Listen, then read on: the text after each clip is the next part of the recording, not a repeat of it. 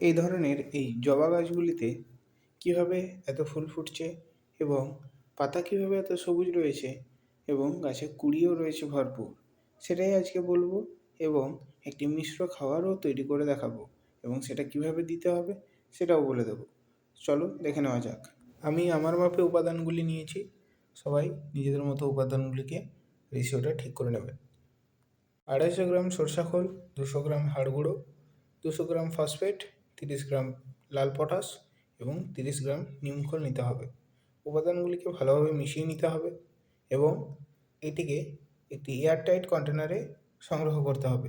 যদি বেশি বাতাস পায় তবে কিন্তু উপাদানগুলিতে ফাঙ্গাস লাগতে পারে, যেহেতু এটি জৈব উপাদান। এবার বলি কীভাবে এই খাবারটি প্রয়োগ করতে হবে।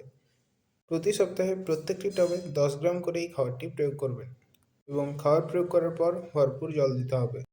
শীতের প্রতিটি গাছ প্রতিস্থাপন এবং পরিচর্যার ভিডিও চ্যানেলে রয়েছে এবং পরিচর্যার আরও ভিডিও পেতে চ্যানেলটিকে সাবস্ক্রাইব করে রাখুন।